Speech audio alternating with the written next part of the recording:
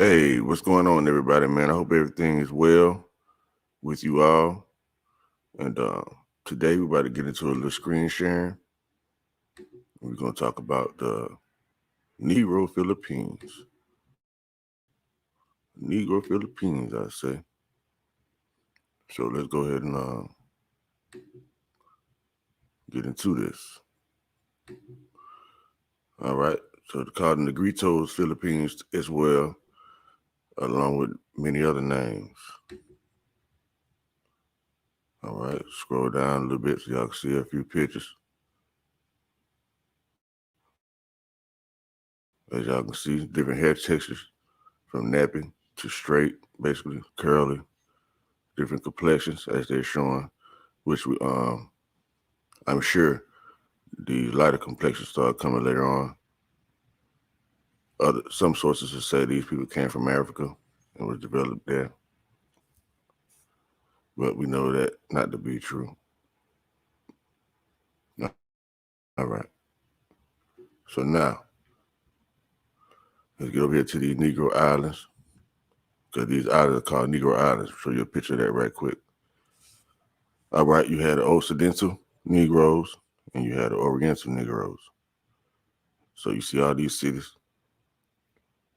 For further details, pull up the map, start looking up different cities and stuff like that. Look up the history, look up the people. See when it was so called conquered or whatever or whatnot. So yeah, look into that. So let's get into a little briefing about these islands, right? They're not to be confused with Lost Negroes Island or Negro Land. Okay, so let's let you know about some more Negroes. They say Negroes is the fourth largest city. They say the fourth largest and third most populous island in the Philippines. All right. With a total of 13,000 kilometers, 5,000 square miles, give or take, right? They say Negroes is one of the many islands that comprise the Visayas. Why they say Visa in the like the Visa card. So the Visayas, right, in the central part of the country. The predominant inhabitants of the island region are mainly called Negronese, locally Negrosanons, or Negroanians, or Negrosanians, however you say all that, right? At the 2020 census, the population of Negroes is 4 million. So 4.5 million people. All right. We're talking about lately, 2015, 2017, all that there. Okay, so y'all see what's going on. It said, say from May 29, 2015 to August 9, 2017, the whole island was governed as an administrative region, officially named the Negros Island Region, which comprised the highly urbanized city of Bacolod and provinces of Negro Occidental and Negros Oriental. All right, so understand that. All right, so let's go ahead and get to some points. Let's get to a little history, right? So you see, a Thai man or a T man with a hunting bow. This in the 1900s from the Negro Island. Okay. So it's a Negroes was originally called Bogulas or Bogulas. Look like burglars, damn near. So Buglas, okay? An old Hiligaynon word thought to mean cut off, as it is believed that the island was separated from the larger landmass by rising waters during the last ice age. So it's cut off, not because of the people being, well, the people was cut off, but not to mean something bad towards people. You know what I'm saying? It's just that the island was cut out, right? That's what they said. Among its early inhabitants were the dark-skinned type people. one of several Aboriginal Negrito ethnic groups dispersed throughout Southeast Asia that possesses a unique culture. The westernmost portions of the island soon fell under the nominal rule of the Ketuan of Magias from the neighboring islands of Panay and Guamaras, while the easternmost areas were influenced by the Rajanat of Cebu from neighboring Cebu Island. Okay, so we already see what's going on. So anybody claiming to be from the central part of the Philippines and they aren't dark-skinned people, they're not the Aboriginal. Okay, just throwing that out there. So we got a lot of light-skinned Filipinos. When we think about Filipinos, we think light-skinned, and we think original light-skinned, just because that's what we see right now today. Okay, now let's get down to a little Spanish colonization, because this is when things started changing a little. They say upon arriving on the island in April 1565, the Spanish colonizers called the land Negroes. So that's where they got the name from, right? After the dark-skinned natives they observed. So Negroes is corresponding to dark skin in their eyes. And the Aboriginal native dark skinned people at that. So whatever land you own and you are called a Negro, it's basically coinciding with dark skin and natives. That's how I'm hearing it. At least dark skin, we know that, right? Everybody know that anyway. But that's how the island became the name, began being named Negro. All right. Two of the earliest native settlements, Benabargan and Yalog, became towns in 1573 and 1584, respectively, while other settlements of the period included Hinagaran, Bago, Mario, now Pontevedra, Mamalan, then it sounds like Babylon, now Himalayan. All right, so before it was called the Himalayan Mountains, it was the Mamalan Mountains, and Kaduwat, now a sitio of San Eriki.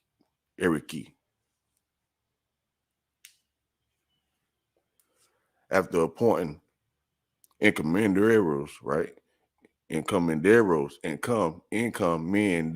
right?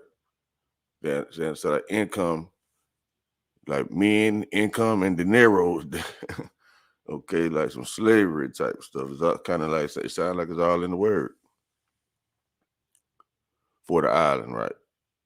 It said after appointing encomenderos for the island, Miguel Lopez de Legazpi placed Negroes under the jurisdiction of the governor of Oton and Panay. In 1734, however, the island became a military district with Ayalog as its first capital. The seat of government was later transferred to Himalayan until Bacolod became the capital in 1849. In 1865, Negroes and its outlying minor islands along the Sicuduan was converted into a political military province. In 1890, the island was officially partitioned into the present-day provinces of Negro as Occidental and Negros Oriental. The Spanish governor, Castro Cisneros, surrendered to the Negroes revolutionaries, led by Aniceto Locson and Juan Araneta on November 6, 1898. All right. General Miller appointed Aniceto governor of the island in March 1899. All right, so now, first I want y'all to keep an eye on that star right there. Y'all see that star? How they represent this star? It said Negro Revolution and Formation of Republic of Negroes. All right, so they start revolting. Excuse me. So it said from the 3rd November 1898, they revolted, right? So the Negronese people rose in revolt against the local Spanish colonial government headed by political military governor Colonial Isidro de Castro. The Spaniards decided to surrender upon seeing armed troops marching in a pincer movement towards Bacolod. The revolutionaries, led by General Juan Arneta from Bago and General Anacito Loxon from Talisay, bore fake arms consisting of rifles carved out of palm fronds and cannons of rolled bamboo mats painted black. So say they hit them with the 52 fake cop, like fake guns and stuff. That's what they say. They say by the afternoon of 6 November, Colonial de Castro signed the act of capitulation, thus ending centuries of Spanish colonial rule in Negroes Occidental. All right. So maybe the Negroes Oriental was still free or something. What that mean? Or wasn't under colonial rule for sure. It said in memory of this event, every November 5th is observed as a special non-working holiday in the province through Republic Act number 6709, signed by President Corazon Aquino on the 10th of February, 1989. It say on November 27, 1898, the Colonial Republic of Negroes unilaterally proclaimed independence, but this was short-lived as the territory became a protectorate of the United States. Right? It said, wow, of the United States on the 30th of April, 1899. So it came under the rule of the United States, 1899. It said the state was renamed the Republic of Negroes, Spanish Republic of the Negros, on the 22nd July, 1899, and eventually dissolved by the United States and annexed by the U.S. military government of the Philippine Islands. All right, so the U.S. military government of the Philippine Islands on the 30th, 1901. The leaders of the short-lived republic were, okay, all those little people or whatever. All right, y'all give me a second. I gotta do something.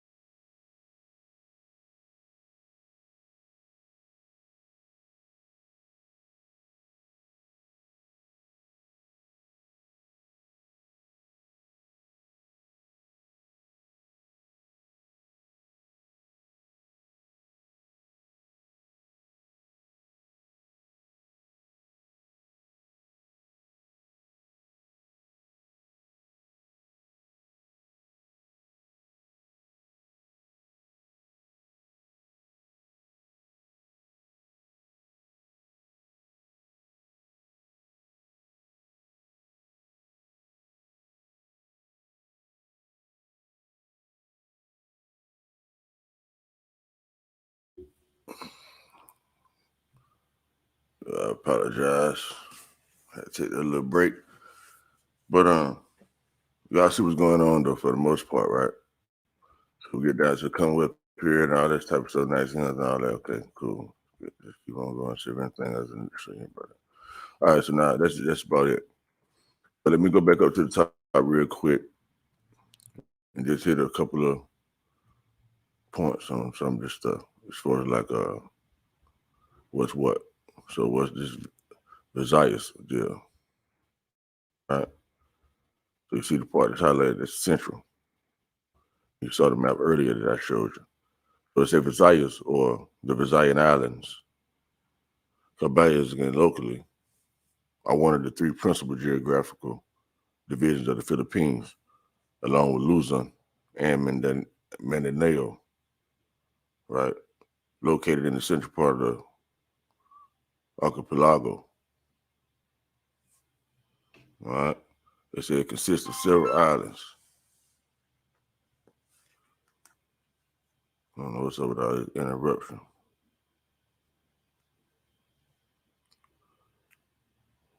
Located the part of Luzon. Okay.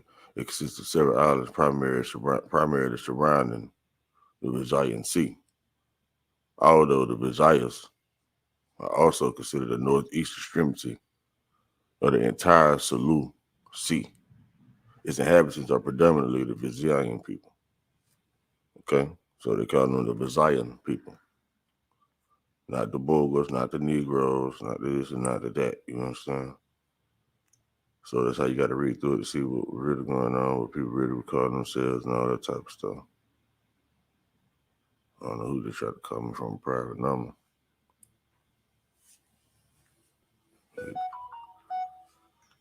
Yo, I had to put this shit on silent. All kind of activity booming today, ain't it? All right. Shouldn't get no more outbursts from the phone. But y'all see what's going on. Y'all see the picture I'm trying to paint to you right quick. All right. About that. So we got the Visayan peoples. Okay. They say there are three administrative regions in the Visayas. Western Visayas, which is about 7.1 million people, right? Check them out now. Understand me. Well, don't understand me, you know. I know what I mean. But anyway, like I said, it's just some wick stuff. So of course you go into the more primary, it's gonna get even deeper. All right, so it's three administrative regions in Visayas, right? You got the Western Visayas, you got the Central with 7 million people. You got the Central Visayas with about 7 more million people, and you got the Eastern Visayas with 4 million people. They said the Negro Island region existed from 2015 to 2017, separating Negro Occidental and its capital, Bacolod, from Western Visayas and Negroes or Oriental from Central Visayas. The region has been dissolved since. So they say, right? Etymology. The origin of the name of the Visayas is unknown. Okay, they don't even know why these folks call this stuff what they call them. Huh? They say the word Visaya was first documented in Spanish sources in reference only to the non-Eta inhabitants of the island of Panay and also parts of Negroes or the Negros. All right. They say the peoples they first encountered in Western Visayas were described by the Spanish as being white people. All right. It say, listen here. It say the peoples they first encountered in Western Visayas were described by the Spanish as being white people and were not characterized as being tattooed, although inhabitants of Panay living in the mountainous regions did practice tattooing. In contrast, the Spaniards called the inhabitants of other Visayan islands as the Pintados, the painted ones, in reference to their practice of tattooing their entire bodies. But listen, I wonder why they called them white people though. Because they were white, huh? Or what? Or because they tatted their whole body, or because they put white on their body? I don't know. We're looking more into the Western Brazilians people. I guess that's them there, huh? The Pintados. I guess they're trying to say they were white though. You're gonna see. That's what they saying now. So the ones on the west was the white, the ones on the east was the black. That's how it seemed like they running this up. But where they come from, huh? So they called them the painted ones.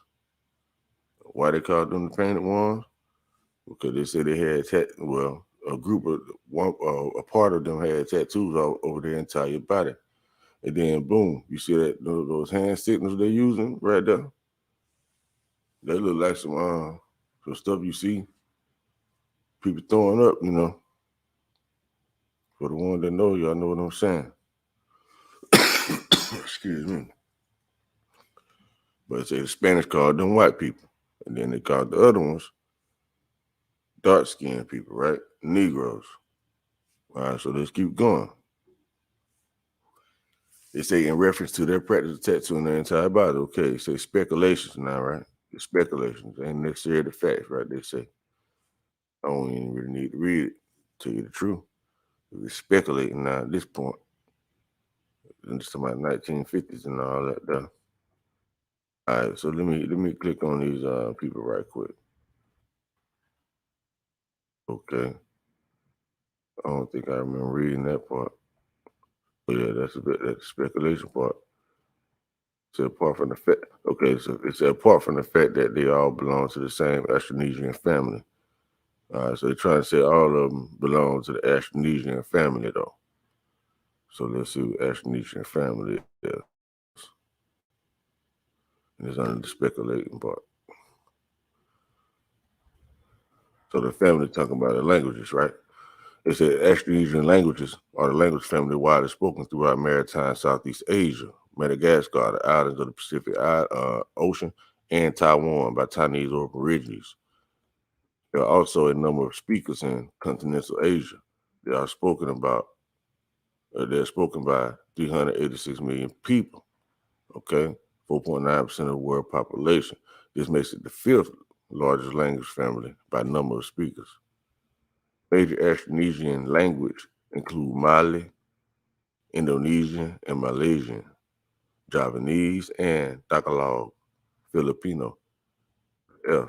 According to some estimates, the family contains 1,257 languages, which is the second most of any language family. In 1706, the Dutch scholar Adrian Relin first observed similarities between the languages spoken in the Malay archipelago and by peoples on the island in the Pacific Ocean. In the 19th century, researchers, e.g. William von Humboldt, Herman van der Tuuk, started to apply the comparative method to the Austronesian languages. The first extensive study on the history of the sound system was made by German linguist Otto Dempwolf. It included a reconstruction of the Proto-Austronesian lexicon. The term Austronesian was coined by Wilhelm Schmidt. The word is derived from the German Austronesisch, which is based on Latin Auster, south, and Greek Neso, meaning island. So it's saying South Island. So the name Austronesian come from that person. So it's not even called Austronesian. Somebody made it up. And it only means the South Island. So what you call yourself is up to you at that point. You see what I'm saying? When you see them doing stuff like that, they let you know you got to say, hey, this is where I'm from. This is what I'm all about. This is what I call myself. Or wherever you at. When it comes to the indigenous of the Americas as well, it's the same thing. Aboriginals, dark-skinned people. So, got to Say what you is. All right, for the most part, okay, we get it. I ain't finna go into all this stuff right there. Get talk about Easter Island and Niger, Congo, right? Say by the number of languages they include, Ashanesian and Niger Congo are the two largest language families in the world. Okay, they're the two largest. That's what it's saying. All right, so let's get up out of here. I definitely want to try to make this long video because I'm trying to stick to the point. I've been and went all around the world. I ain't trying to go all around the world on you. All right, let's get to the Negroese. See what that is right quick. The Negroese people, Heligayan, Cibiano pronunciation. That sound damn like Cuba, right? So all the Cubans, the Haitians, all those people, they probably it's from these islands over here. They say, they say they spread out through the Southeast. They say, are the native cultural group of the Philippines. Okay, boom. Let's go into the history right quick. It said Negroes was originally known as Boglas, right? And old Visayan word meaning cut off. We already know all that, right? It said original natives of the island are the dark-skinned Ati Negroes, from where the island would later derive its name after an expedition of Castilian conquistadors in April 1565, right? So you remember they said the Spanish came in first, so then you know these Spanish are Castilian Spanish conquistadors, okay? Came in contact with the IT and what is now known the town of La or whatever. It said Southern Negroes, in particular Condino or Codoni, came to be settled by pre-colonial migrants from the island of Panay. These came to be known as Neganese Highlanders. Heligana and some Cebuano, Becanon, Bruglasnon, or Magahat.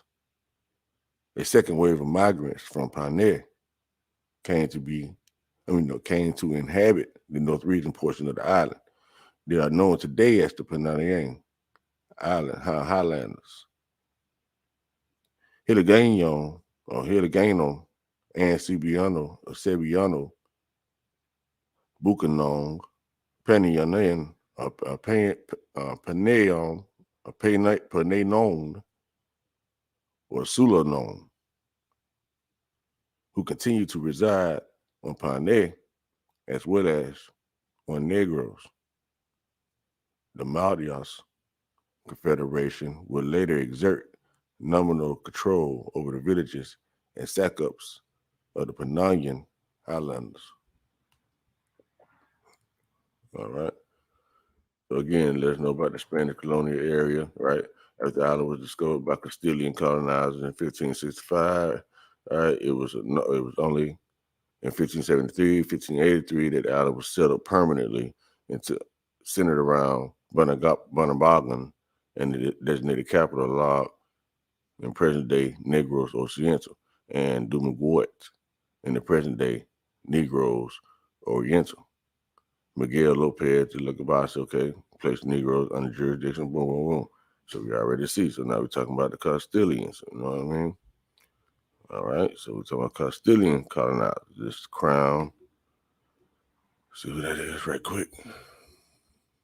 All right, the Crown of Castile was a medieval polity in the Iberian Peninsula that formed in 1230 as a result of the third and definitive union of the crowns, and some decades later, the parliaments of the kingdoms of Castile and Leon upon the accession of the then Castilian king, Ferdinand III, to vacate Leone's throne. All right, Leonese. That sounds just like some Indian stuff down there, right? So we're talking about Ferdinand III.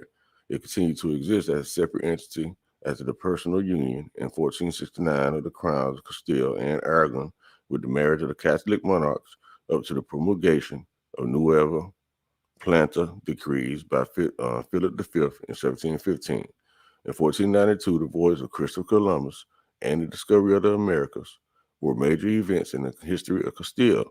The West Indies, islands, and mainland of the Ocean Sea were also a part of the Crown of Castile, when transformed from lordships to kingdoms of the heirs of Castile in 1506 with the Treaty of La Florida, and upon the death of Ferdinand the Catholic, the discovery of the Pacific Ocean and conquest of Mexico, the conquest of Peru, and the conquest of New Granada, as well as the conquest of the Philippines, all helped shape the crown of Castile into a global empire in the 16th century. The title of King of Castile remained in use by the Habsburg rulers during the 16th and 17th century. Charles I was King of Aragon, Majorca, Valencia, and Sicilia, and Count of Barcelona, Roussillon, and Cerdagne, as well as King of Castile and Leon, 1516-1556. In the early 18th century, Philip of Bourbon won the War of the Spanish Succession and imposed unification policies over the Crown of Aragon. Supporters of their enemies, okay? It's in the early 18th century, Philip of Bourbon won the War of the Spanish Succession and imposed unification policies over the Crown of Aragon. Supporters of their enemies. This unified the Crown of Aragon and the Crown of Castile into the Kingdom of Spain. Even though the Nueva Planta decrees did not formally abolish the Crown of Castile, the country of Castile and Aragon was called Spain by both contemporaries and historians, okay? Listen, it said even though the Nueva Planta decrees did not formally abolish the Crown of Castile, the country of Castile and Aragon was called Spain, according to them.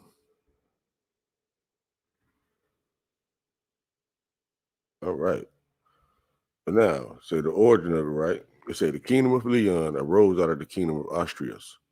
The Kingdom of Castile appeared initially as a country of the Kingdom of Leon.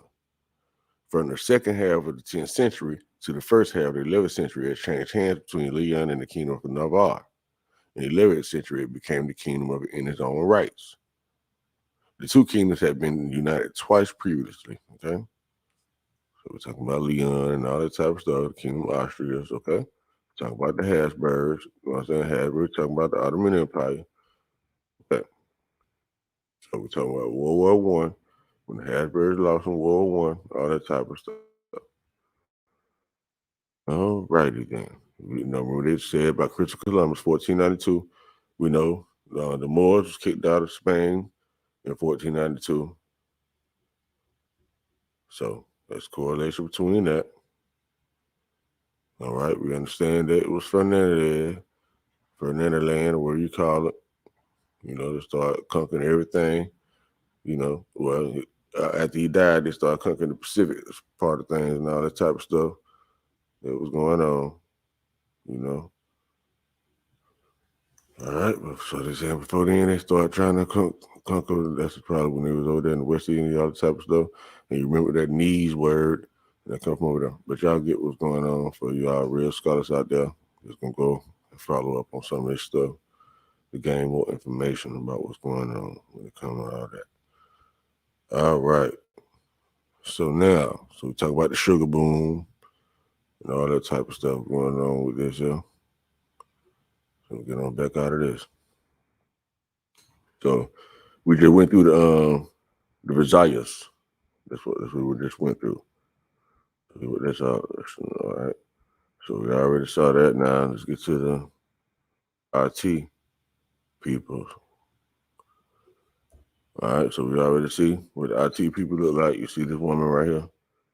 Boom. Y'all see what time it is. It said the IT are a Negrito ethnic group in the Visayas, the central portion of the Philippine archipelago. The small numbers are principally concentrated in the islands of Boracay, Panay, and Negros, right? So remember, they said they were mentioning about Panay a lot. So you let you know the Negros, right? And the Boracay Negros, right? They are genetically related to other Negro ethnic groups in the Philippines, such as Ayeta and Luzon, Batak and Palawan, and Agta of the Sierra Madres, and Minamwa and Mindanao. Pretty the whole damn thing. Okay, we already know that. All right, so the Negritos were the Aboriginal, right, or first inhabitants of the Philippines archipelago. They most probably arrived from Borneo 20,000, 30,000 years ago. Most likely, they don't know, right? Through what is thought to be an isthmus, remnants of to what's today comprise the islands of Palawan, that in the prehistoric epoch connected the archipelago to Borneo via a land bridge. So they say he's built land bridge, probably this land bridge. So according to some oral tradition, they also predate the Bisaya, who now inhabit what is now Visayas. Legends, right? Such as those involving the 10 Bornean daughters. And, okay, we can go through all the legends and stuff like that, but we already see what time it is, okay? You know what I'm saying? So when they paint their face and all that, they're representing those people. All right, they religion. They say the IT practice a form of animism, right, that involves good and evil spirits. These spirits are nature spirits that often guard rivers, the sea, the sky, as well as the mountains. Sometimes they may cause disease or discomfort. The IT from Negroes refer to them as Taglagar or Tagapuya, which literally means inhabiting a place. Christianity has also been adopted due to less isolation and more contact with outsiders. Right? That's where the Christianity came about. Okay, so clothing not too long ago, like other Negritos in the country, their clothing was simple, with women wearing wraparound skirts, sometimes made out of bark clothes, and men wearing lion cloths. However, today t-shirts, pants, and rubber sandals are most common in their clothes as daily clothes. Jewelry is simple in nature. Some jewelry objects involve plants such as flowers, while others use animal bones, particularly the teeth of pigs. Medicine. IT are known as pioneer practitioners of urban medicine. Locals often seek their help in removing leeches from their body. Okay, mobility. The Negritos traditionally were nomadic people with a tie, and for not being known as the most mobile. Now they live in more permanent settlements. Okay, all right. Let's see. All right, man, we get it. We get it. We get it. All right, let's keep going back. Going back and get up out of there. But y'all basically see what time it is. All right. So yeah, you're getting up out of here, man. I think it's good enough for this. Hold on. I think it's good enough, man. If it didn't go too far into this shit. But y'all see what's going on. Y'all see what I'm really trying to show y'all. Let me get back to that map right quick. Let y'all know that's Occidental Negro side. That's Oriental Negro side. You got all this stuff right here. I say all of it was black. Got the LA Echo, whatever they were talking about up here. Got the Bayou one down here. Got the Tundra, all this shit. Well, y'all see. The Cebu, I think the Spanish ended up trying to conquer the Cebu or whatever. Something like that right there. And you know how they're trying to say that the Spanish basically had took over this side here. And then you got the look here, you got the Jordan right here. What they talking about? But yeah, man. So y'all dig more into it. You're trying to get your hard bullet point, something that y'all can follow up on and look into yourself if you need to or wish to. All right, but I think that's where they get that Negro stuff from. Beginning to call a Negro, trying to say you from the Filipino. You know what I'm saying? I think that's what's really going on. They're trying to say you from the Filipinos and all that there. So like I say, man, I'm about to get ready to get up out of here, man. Go handle some business. Go do that. Go get my daily bread, so to speak. But yeah, man. Until next time, y'all definitely have a good one. Hit you with the next video. Probably be coming right after this right here. You know what I mean? Boom. I'll let you know.